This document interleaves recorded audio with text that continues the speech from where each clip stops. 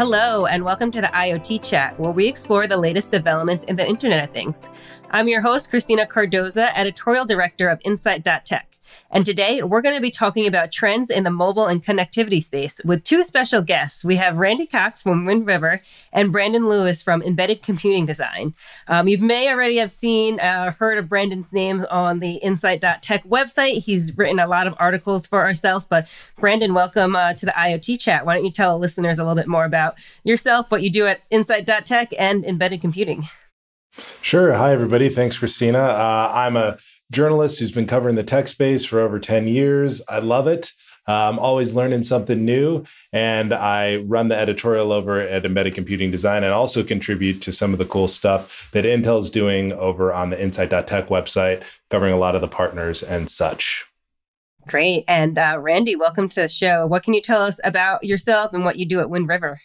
Yeah, well, thanks for having me today. Randy Cox. I lead our product management team at Wind River.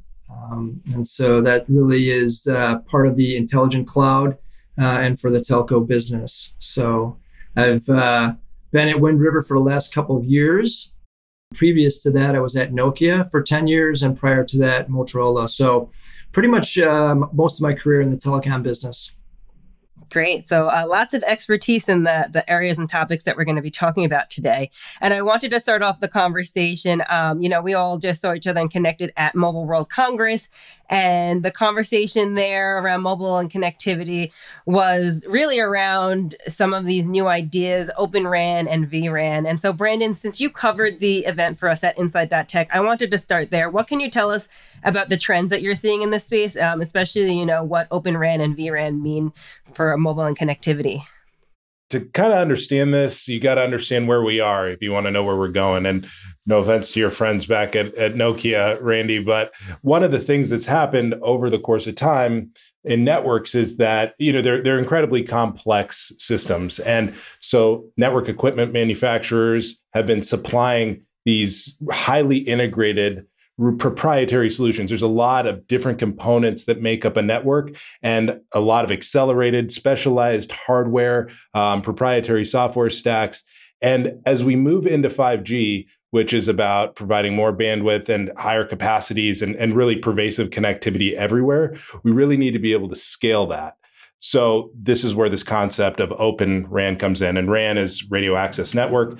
And that's really designed around using commodity hardware, commodity servers and platforms, and open interfaces so that you could put different software on top of it. And then the vRAN part of it, virtualized RAN, run a lot of those specialized functions that used to be in hardware as software functions. So if you know software-defined networking, network functions virtualization, a lot of those functions that used to have a specialized appliance that would only do firewalls or only do routing of packets or whatever it was, are now in software. So you're going to be able to scale your networks much further, get a lot more flexibility out of the stack, a lot more players in the ecosystem, and really, it's about scale. So with that, Randy, you with your background over at Nokia, I know there have been a huge player in the networking space for quite some time. What are you seeing, both from your own experience and then what you guys are doing over at Wind River? Yeah, Brandon, thanks. As you say, traditional vendors in the telecom space, Nokia, Ericsson, typically have provided, custom hardware, custom software, proprietary equipment for the carriers. And so therefore, one, that really provides more of a kind of costly solution and is very specialized, which really requires the carriers to stick with those vendors for longer periods of time. And so with Open RAN, that's really disaggregating the network and allowing new players to enter the market, which really, the promise of O-RAN is to drive down cost and to drive up innovation and flexibility in terms of picking the best-in-class type of suppliers. And so, if you were at MWC, you would not miss the focus on vRAN and O-RAN. What I'm seeing at this point is that this is mainstream now in terms of planning. by many operators globally. This isn't just investigation any longer or kind of feasibility analysis, but real understanding and now planning for execution. So that means more detailed customer discussions, more detailed partner discussions and plans, and more RFPs being executed at this time. I think you guys hit a lot of the buzzwords there. Vendors and telecoms are looking for scale, flexibility, bringing down cost, improving innovation. And we mentioned Mobile World Congress, which happened back in February. Randy, I know Wind River was showcasing a lot of different products, a lot of different solutions, had a couple of announcements. So I'm wondering what you can tell us more about what Wind River is doing in this space and tell us some more about your solutions. Yeah, I would be happy to. In fact, I'll give you two examples of those demos that we provided. First being our single core capability on Sapphire Rapids, or the fourth generation of Intel's Xeon platform. This is really prior to December. Our cloud platform solution basically took up 2 cores on a single server. And with our latest release in December, we have now optimized that down to a single core, which is obviously a 50% reduction in terms of the resource usage on a given server. And so this is what we demonstrated at Mobile World Congress, just to show that capability, which is now a commercial release as of December of last year. And this is now available to all of our customers to actually start running on a single core capability with a number of different servers out there as they move forward with commercialization. So that was a demo we performed. So really great capabilities for the application or workload that's being performed on our platform. And so we were happy to show that, and it got a lot of press and a lot of different visibility, I'll say it that way. Many customers coming to see it and quite interested in that. A lot of customers, vendors, if you will, deployment of ORAN and vRAN are really waiting for Sapphire Rapids. So we're very happy about being able to do this. That was the first one. And then the second one, which is also a very hot topic in the industry right now, is around energy efficiency. And so we've been working very closely with Intel, as well as a couple of other partners, to really be able to reduce the amount of power consumption being used at a cell site. And while our initial engagement here was a feasibility study and a demo at a Plug Fest, we are now stepping into the next phases of actually bringing this into commercial capability, where we're actually able to manipulate and change the C state and P states of the CPU itself in order to optimize and reduce the amount of power consumption being used at the cell site. So this is going to really require close collaboration with our partners, the RAN software workload itself. And so we're working with those partners now to bring that to more of a commercial capability in the second half of this year. Real quick, I think it's important to ask, what can you explain the C state and the P state really quickly, because those are important elements that some of the listeners might not be familiar with. Sure. Basically, you have the ability to, I think there are 6 different levels of C states in a processor. And so you're able to actually, depending on how you want to control that, one is basically being at full power, and the other one level is basically being at the lowest power consumption possible. So it's basically determined by whatever profile you want to use or whatever type of decision making you want to use based on the use case of the cell site. And so we would then change the C state and P states for the application, and therefore reducing the power. And as an example, I'll just use a very simple example. Say between the hours of 3 and 5 a.m. or 6 a.m., a cell site gets very little usage in a lot of places. And so what we would be able to do is, we would work with the RAN software and be able to monitor and determine with the RAN software the amount of usage or number of users on the cell site. And if we wanted, and if it was low, we would be able to reduce the number of C states or P states, the mode that they're being used in, and then be able to reduce the power during that period of time, thereby really lowering the TCO for operators during that period of time. Great. And I want to go back a little bit to the single core support you guys announced for the 4th gen Intel Xeon scalable processors, codenamed Sapphire Rapids. Just what you guys are seeing, how that compared to previous generation. But before I do, Randy, you mentioned that a lot of your customers were really looking forward to this release, and it's something that Intel released at the beginning of the year. And Brandon, you covered this processor for us on insight.tech earlier in the year. So what can you tell us about, the new capabilities and the new features, or what you're just seeing vendors and even telecoms being able to get out of this release? Sure. So, every new release of an Intel processor comes with performance improvements, right? So I think the 4th gens have up to 60 cores, something insane like that. But to Randy's point earlier about the total cost of ownership, there are a bunch of accelerators that have been integrated with this new generation of processor. So one of them is quick assist technology, and anybody who's been following the ecosystem, the Intel ecosystem for a while, should be familiar with that. It's cryptographic workload offload, so that your CPU cores don't get bogged down. So that's important. But there are a couple of others that are also important. So one of them is this dynamic load balancing feature, which, if you're familiar with the way that a network operates today, and this is why some of the commentary I was making about software-defined networking previously is important, you have a load balancer as a piece of equipment that basically spreads the traffic workload across the different equipment that you have, so you can packet process efficiently and not get a bunch of lag and buffer and latency, which obviously impacts the performance of the network as a whole.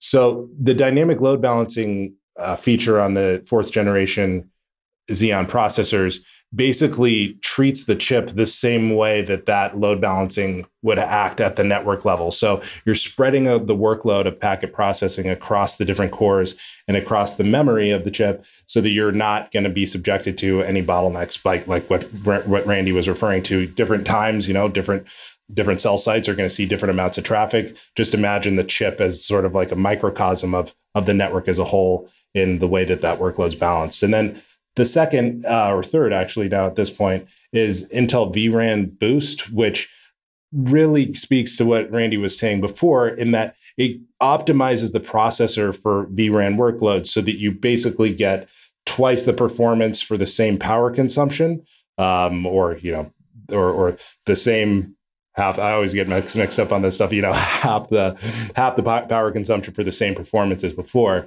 which in the telco networking data center game is all about reducing cost, because that power consumption is a massive cost for those operators. So the more you can optimize around how much power you're using, whether it's through P states and C states or on the chipset itself through features like vRAN Boost, that you're going to win. Yeah, absolutely. And I always get confused with all the new features and everything too, Brandon. There's a lot of goodness packed in there, and a lot to look forward to. So, on that note, Randy, what were your users looking forward to, or what sort of are the use cases or the industries you guys are working with Wind River Studio and this now single core support for the Sapphire Rapids release? A couple things, different benefits here from Wind River's perspective. Obviously, we're enjoying the fact that no one else in the industry is capable of doing this today. So from our perspective, that's our benefit from being able to achieve this single core capability. But the real benefit comes to the application or workload being deployed on our cloud platform by providing another core for that application to utilize. And so that actually turns into a benefit to the carrier. So as increased traffic, as Brandon was mentioning on the cell site, as that increases, this additional core that Wind River gives back to the cell site, the RAN application can actually use that core, which really provides increased capacity at the cell site.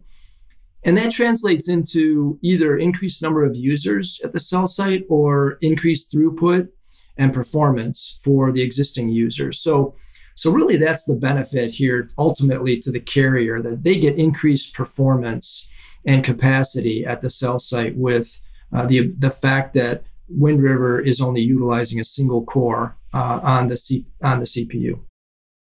So, Randy, what's Wind River's involvement at this point with Intel Xeon processor technology and deploying them into these radio access network use cases?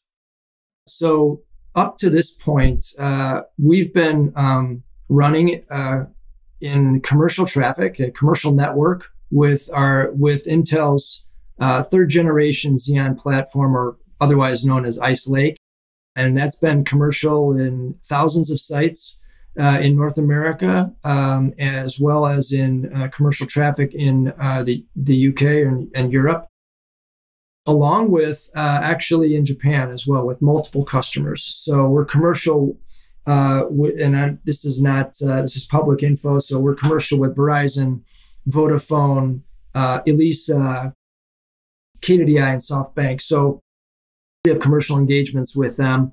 And they're all of those are running on Ice Lake platforms. So that's the engagement we have up to date to this point for the last 3 years, actually. And so at scale in North America, that's some great experience that we've been able to leverage. And now we're actually taking that into, obviously, into the Sapphire Rapids platform or the fourth generation, and giving us the ability to actually optimize and get us from a single core from two cores to a single core. And that's really what's given us the ability to be able to do that.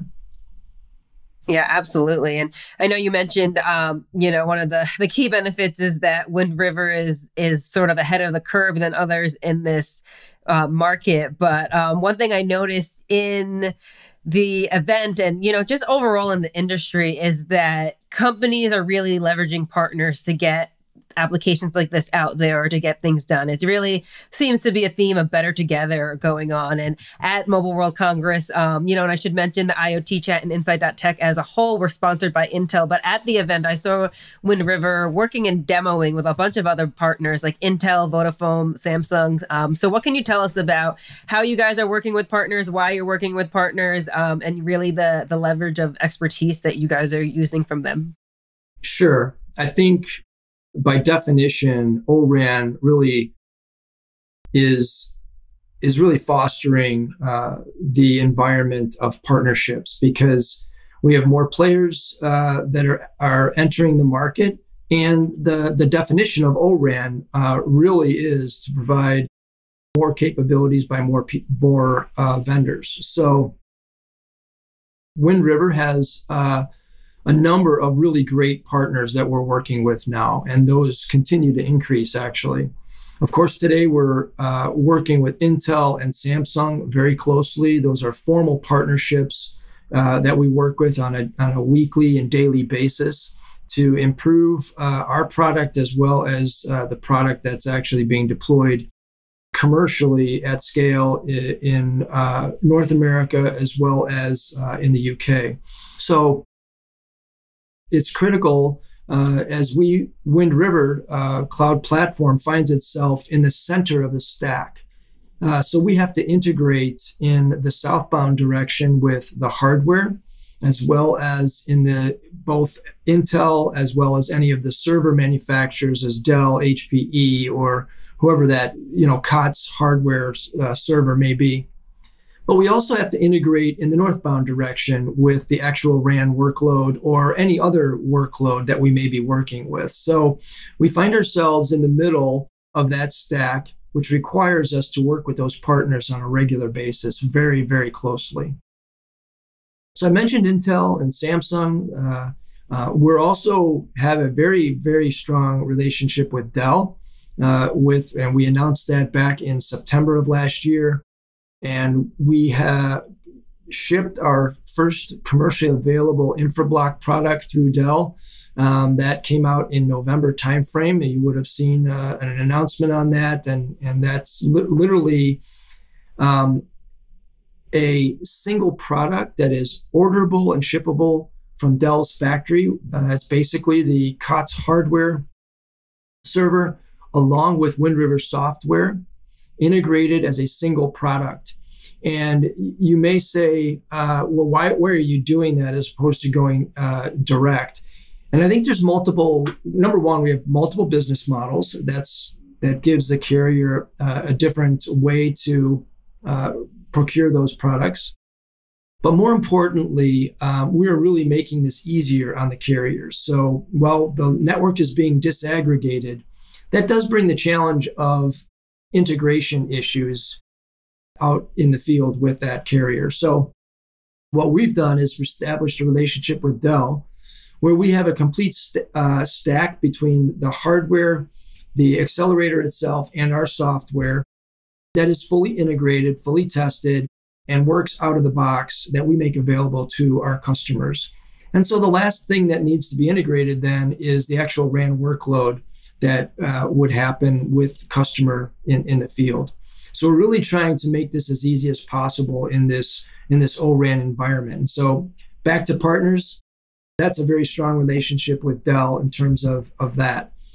On the RAN workload side, as I mentioned, we have a strong relationship with Samsung today, and we continue to increase those partnerships. We have a partnership with JMA. We've integrated with Mavenir. We've integrated with a number of other radio providers as well. We also are establishing a relationship with Ericsson and Nokia as well. And those are in different stages, each one of those, each one progressing. So with Ericsson, we have a formal agreement in place, and we're moving forward, have integrated our software in a DU and a CU configuration. And so we're happy to say that that's working and doing well there in a very short period of time. We actually brought that up in an Ericsson lab in about a 3 or 4 week period of time to really integrate their workload on our cloud platform. So when you think about integrating the workload in a 3 to 4 week period of time, that's very short in a very complex environment. So we're really happy to be able to work with Ericsson in that regard. And then with Nokia, we're just getting started with Nokia as well, and that's going forward in a good way. So we're looking forward to being able to work with all of these 3 major RAN vendors in an O-RAN and vRAN environment. So that's just a few of our partners, but the list is quite long, actually. But I think those are the key ones that I wanted to highlight today. Love hearing about all the partners you're working with, Randy. One thing that I'm curious about is we've been talking a lot about Open RAN and the benefits for vendors and telecoms. And then just now, when you're talking about partners, you mentioned O-RAN. So I'm curious what the distinction is between these two, or what our listeners need to know when it comes to O-RAN and Open RAN. Yeah, there's lots of different acronyms being used and words being thrown around. And so it's probably good to distinguish between these. Let me just start with virtualized RAN, because I think that'll be helpful as well. vRAN really has nothing, I'm going to say it this way, is not about O-RAN in one sense. The existing incumbents, as an example, could do a virtualized network today without it being an open network. So that's one distinction. You're just virtualizing that network. When you move to O-RAN, O-RAN is if you will, an architecture. It's a disaggregated network where you have open interfaces that multiple vendors can participate in and serve those different network elements with that Open RAN specification.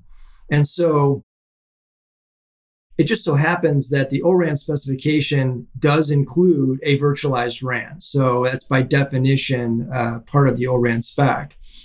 Now, the O-RAN Alliance is really an organization for the ecosystem where all of the vendors and operators that want to participate, they participate in one, defining the spec, doing plug fests, and aligning in different activities in order to really proliferate an O-RAN type architecture and really accelerate an O-RAN type architecture into the market as soon as possible. That's awesome. I know there's a lot of alphabet soup. If there's one thing us engineers are good at, it's creating acronyms for things that confuse everything, right? That's right. That's right. Did you see anything else out of the show that piqued your interest, or anything, crystal ball-y that you see coming down the pike here, Randy? I would say this, Brandon. I was pretty focused on vRAN and ORAN, to be honest with you, and maybe because that's where my interest was, that's what I was hearing a lot of. But I do think it had a very strong focus at MWC. What I would say is I did hear and start to hear more profoundly, I'll say, some more pointers, if you will, to 6G.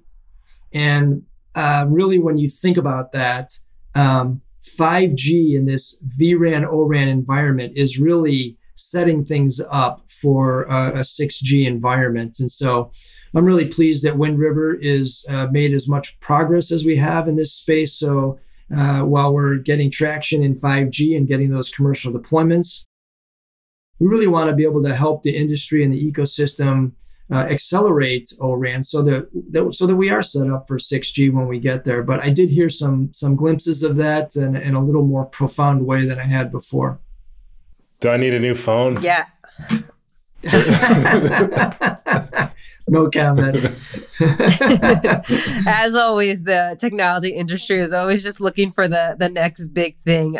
You've been hearing a little bit of rumblings about 6G also, but I think there's still a lot of work to get before we get there. So I don't know if you would agree, Randy, but I would tell people to continue to focus on 5G and, prepare for 6G, but we got some time to go. Absolutely. There's tons of work to do on 5G. No question about it. Great. Well, this has been a very insightful conversation, Randy and Brandon. Unfortunately, we are running out of time. But before we go, I just want to throw it back to each of you. If you have any key takeaways or final thoughts you want to leave our listeners with today, Brandon, I'll start with you. Sure. Yeah, I think that it's really important that everybody goes and checks out some of the cool new features that are available on 4th gen Intel Xeon scalable processors. And then also there are a lot of enabling tools available to developers in the ecosystem, like the Data Plane Development Kit. If you're not in tune with that, definitely check it out. And we write about this often on both Embedded Computing Design and insight.tech. So you can follow me at TechieLou. Absolutely. And Randy, any final thoughts or key takeaways? Well, I would say this, anybody who's been doubting ORAN or somewhat skeptical about that, I will say that it's real. And we are, Wind River as an example, we're performing well and deployed in commercial service at scale. And so it is real and it's possible today. And so looking forward to enabling the rest of the industry to really move forward in this space. And thank you to all of our partners that are helping out in this space as well. Yeah, absolutely. Looking forward to that as well. And as, Brandon said, continue to follow us on insight.tech as we cover this space and, catch up with Wind River on their website to see what else they're doing and how some of these partnerships that Randy talked about start to come to fruition. So with that, I just want to thank you both again for joining us today. And as always, thanks to our listeners for tuning in. Until next time, this has been the IoT Chat.